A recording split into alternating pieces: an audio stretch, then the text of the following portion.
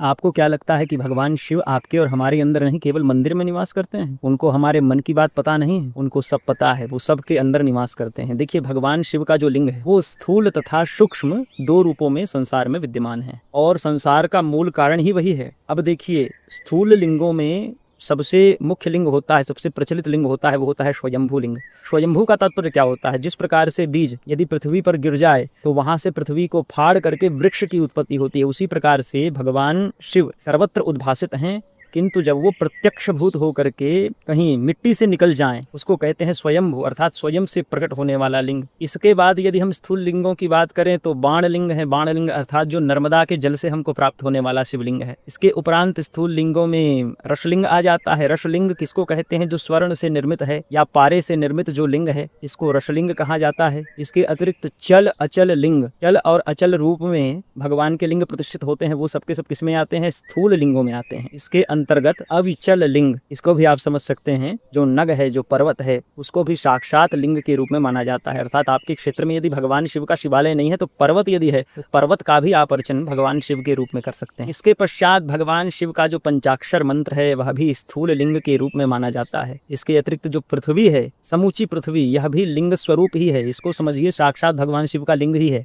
सूर्य साक्षात भगवान शिव का लिंग ही है। समस्त ग्रह साक्षात भगवान शिव का लिंग ही है। और आपका पूरा शरीर, ये भी साक्षात भगवान शिव का लिंग ही है। और जैसे कि वैष्णवों की दीक्षा के लिए शंख चक्र का चिन्ह चाहिए, किंतु हमारा जो शरीर है इसमें तो शैवी दीक्षा स्वयं प्राप्त है। ये आप समझ सकते हैं कैसे? लिंगभूत ये शरीर हमारे पास है ही, साथ ही साथ में योनि भी हमको प्राप्त है। योनि से ही तो हमारी उत्पत्ति होती है।